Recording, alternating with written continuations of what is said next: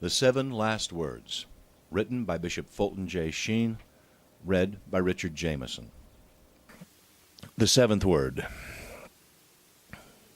Father, into thy hands I commend my spirit. When Adam had been driven from the Garden of Paradise, and the penalty of labor imposed upon him, he went out in quest of the bread he was to earn by the sweat of his brow. In the course of that search, he stumbled upon the limp form of his son Abel, picked him up, carried him upon his shoulders, and laid him on the lap of Eve. And they spoke to him, but Abel did not answer. He had never been so silent before. They lifted his hand, but it fell back limp. It had never acted that way before. They looked into his eyes, cold, glassy, mysteriously elusive. They had never been so unresponsive before. They wondered, and as they wondered, their wonder grew. And then they remembered. For in what day soever thou shalt eat of the tree, thou shalt die the death. It was the first death in the world. Centuries whirled around into space, and the new Abel, Christ, is put to death by his jealous brethren of the race of Cain. The life that came out from the bondless deep now prepares to return home. His 6th word was a cry of retrospect. I have finished the work. His 7th and last one is a word of prospect. I commend my spirit. The 6th word was manward. The 7th word was Godward. The 6th word was a farewell to earth. The 7th, his entrance into heaven. Just as those great planets only after a long time complete their orbit and return again to their starting point, as if to salute him who sent them on their way, so he who had come from heaven had finished his work and completed his orbit, now goes back to the Father to salute him who sent him out on the great work of the world's redemption. Father, into thy hands I commend my spirit. The prodigal son is returning to his father's house. For is not Christ the prodigal? 33 years ago, he left his father's eternal mansion and went off into the foreign country of this world. Then he began spending himself and being spent, dispensing with an infinite prodigality the divine riches of power and wisdom, and bestowing with a heavenly liberality the divine gifts of pardon and mercy. In this last hour, his whole substance is wasted among sinners, for he is giving the last drop of his precious blood for the redemption of the world.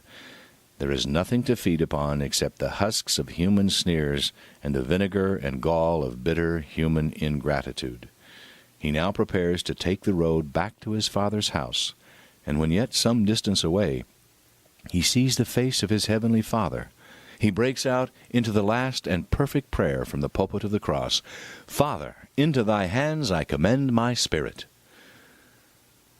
All the while, Mary is standing at the foot of the cross.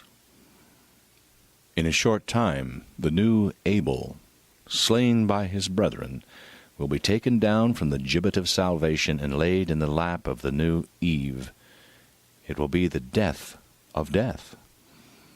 But when the tragic moment comes, it may seem to the tear-dimmed eyes of Mary that Bethlehem has come back. The thorn-crowned head which had nowhere to lay itself in death except on the pillow of the cross may, through Mary's clouded vision, seem the head which she drew to her breast at Bethlehem. Those eyes at whose fading even the sun and moon were darkened were to her the eyes that glanced up from a crib of straw.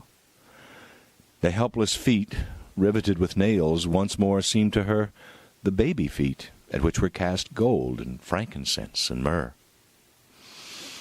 The lips, now parched and crimsoned with blood, seemed the ruddy lips that once at Bethlehem nourished themselves on the Eucharist of her body. The hands that can hold nothing but a wound seem once more the baby hands that were not quite long enough to touch the huge heads of the cattle. The embrace at the foot of the cross seems the embrace at the side of the crib. In that sad hour of death, which always makes one think of birth, Mary may feel that Bethlehem is returning again. No, Mary, Bethlehem has not come back. This is not the crib, but the cross. Not birth, but death. Not the day of companionship with shepherds and kings, but the hour of a common death with thieves. Not Bethlehem, but Calvary. Bethlehem is Jesus as thou, his sinless mother, gave him to man. Calvary is Jesus as sinful man gave him back to thee. Something intervened between thy giving at the manger and thy receiving at the cross. And that which intervened is my sins. Mary, this is not thy hour. It is my hour of wickedness and sin. If I had not sinned, death would not now hover on its black wings about his crimsoned body. If I had not been proud, the atoning crown of thorns would never have been woven. If I had been less rebellious in treading the broad way which leads to destruction, the feet would never have been pierced with nails. If I had been more responsive to his shepherding calls from the thorns and thistles, his lips would have never been on fire. If I had been more faithful, his cheeks would never have been blistered with the kiss of Judas. Mary, it is I who stand between his birth and his approaching redemptive death. I warn thee, Mary, think not when thy arms come to clasp him that he is white as he came from the Father. He is red as he came from me. In a few short seconds thy Son shall have surrendered his soul to his heavenly Father, and his body to thy caressing hands. The last few drops of blood are falling from that great chalice of redemption, staining the wood of the cross and crimsoning the rocks soon to be rent in horror, and a single drop of it would be sufficient to redeem 10,000 worlds. Mary, my mother, intercede with thy divine Son for forgiveness of the sin of changing thy Bethlehem into Calvary. Beg him, Mary, in these last remaining seconds, to grant us the grace of never crucifying him again, nor piercing thy own heart with 7 swords. Mary, plead to thy dying Son that as long as I live... Mary, Jesus is dead. Mary,